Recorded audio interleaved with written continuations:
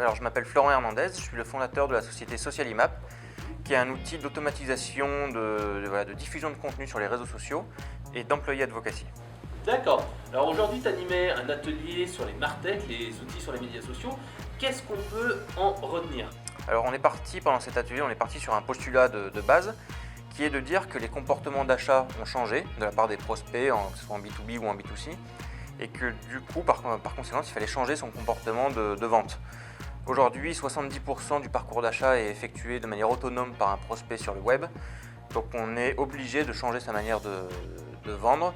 Les clients sont présents à toute heure sur tous les réseaux sociaux, par tous les canaux, donc on a une complexité qui est arrivée. Pour être présent partout, on a forcément besoin de logiciels pour pouvoir gérer tous les leads et atteindre tous les prospects. D'accord. Alors quelles sont les bonnes pratiques en fait et quels sont les outils que les gens utilisent maintenant, modernes en fait? Alors on est parti, une fois ce postulat posé, on a découpé un peu la stratégie idéale d'un marketeur B2B ou B2C en plusieurs étapes. La première étant le contenu, toujours se baser sur du contenu, c'est la base de toute stratégie efficace sur le web. Ce contenu, ensuite on est parti sur des logiciels d'automation marketing et de tout ce qui est... il y a des buzzwords là-dessus, le lead nurturing, le l'inbound marketing, on entend tout ça, donc c'est très à la mode. C'est en gros se baser sur, grâce à du contenu, comment on va faire venir des clients à nous grâce à ce contenu. Et pour gérer tout ça, pour gérer cette multitude de points de contact avec les clients sur les différents types de contenus, on utilise des logiciels de marketing automation. On a cité quelques-uns. Donc il y a tous ceux du MailChimp, du Aweber pour tout ce qui est email.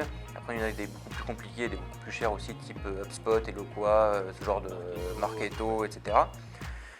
Donc ça va gérer toute la partie nurturing. C'est-à-dire qu'à partir du moment où un prospect vient télécharger un livre blanc ou vient lire une infographie, ça ne veut pas dire que la personne est forcément prête de suite à acheter le produit.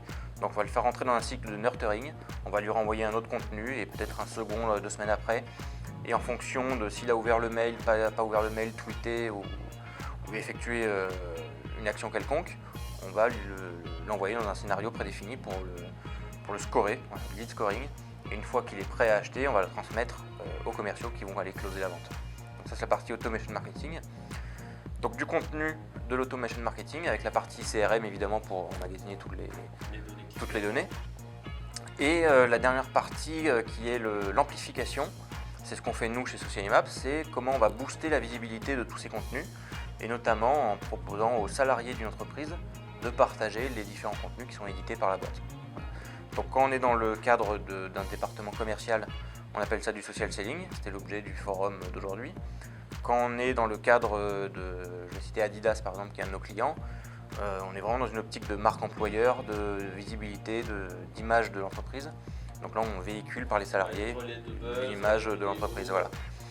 Sauf que derrière, in fine, le but du partage de tous ces contenus, c'est de travailler l'image, la réputation, de faire des ventes. Donc c'est la partie amplification. Alors, est-ce qu'il y a eu des petits trucs et astuces, des petits trucs que tu as appris, ah tiens, c'est une bonne astuce? Est-ce qu'il y a eu des bonnes pratiques qu'on peut retenir en fait?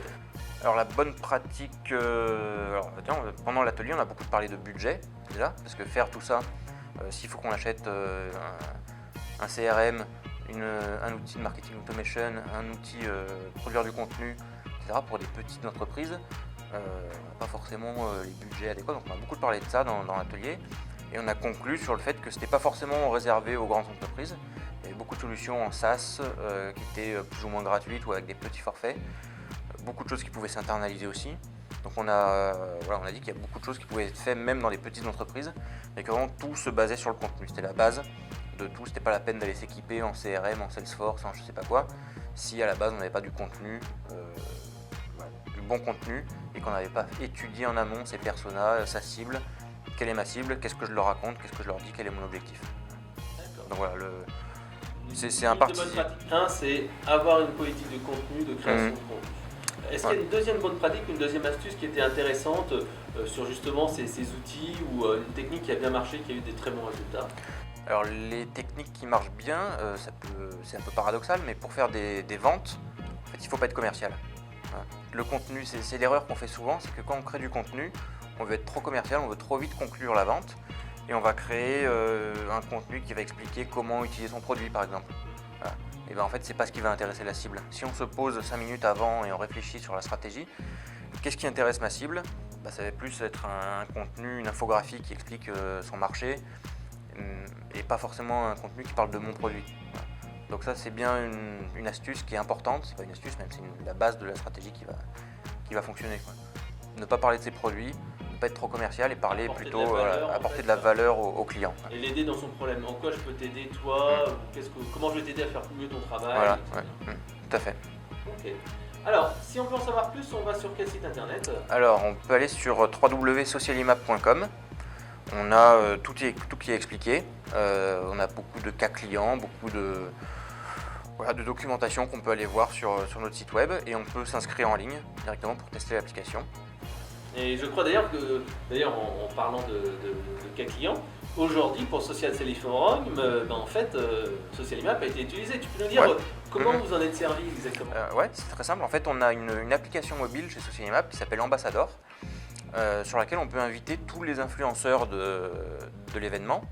Et depuis 2 semaines, 1 mois avant l'événement, on envoie des contenus à tous ces influenceurs qui les relayent via leur application mobile Ambassador. Donc ça, c'est nous qui gérons la partie diffusion des contenus vers ces gens-là, qui eux la diffusent. Donc c'est un programme ambassadeur qu'on a mis à disposition de l'événement pour profiter du réseau de ces personnes, pour mettre au service de l'événement le réseau de ces personnes. Raisonner un petit peu. Donc en fait, moi quand je suis inscrit, j'ai donné mon login, j'ai donné une autorisation à Twitter, et donc après ça a tweeté tout seul un certain nombre de contenus préprogrammés. C'est ça. Donc toi tu étais sur la partie automatisée, puisqu'on a les 2 possibilités. Soit on automatise, on dit voilà, cette source, je la connais, je suis sûr du contenu qui va arriver, donc j'automatise tout ce qui vient de là. Ça, c'est ce que tu as fait.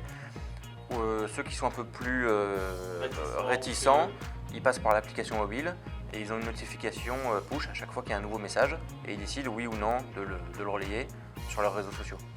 Et est-ce que tu as mesuré un petit peu l'impact de ça? Est-ce que, par exemple, le hashtag a bien fonctionné, le nombre de tweets le bilan, on le fera demain, parce que l'événement est presque fini, mais pas encore. Après, je sais déjà qu'il y a eu pas mal de visibilité, parce qu'en nombre de tweets, en volume, on le voit assez vite. Il y a eu la tendance sur Twitter assez tôt dans la journée, il me semble. Donc à ce niveau-là, j'ai pas trop peur sur la visibilité que ça a généré. Donc justement, comment on fait pour être entêté? Justement, grâce à ton outil, ça permet quand même d'être bien aidé. En fait, grâce à mon outil, si on connecte, je vais dire n'importe quoi, 100 personnes qui sont présentes sur l'événement, à partir du moment où on envoie un message, automatiquement il est amplifié, il est publié par 100 personnes. Donc je ne connais pas exactement les ratios pour être en trending topic sur Twitter, mais si on fait le calcul, c'est un produit en croix, on fait 10 tweets, ça fait 1000 publications. Sans compter les retweets, effectivement, si c'est des influenceurs, on peut imaginer que le message va être propagé ensuite par viralité sur d'autres personnes. D'accord. On attendra les statistiques et je regarderai avec impatience. Vous ferez peut-être une étude là-dessus, vous ferez un cas client sur ces différentes infos. Ça va. Ok, je te remercie, puis à bientôt. Merci.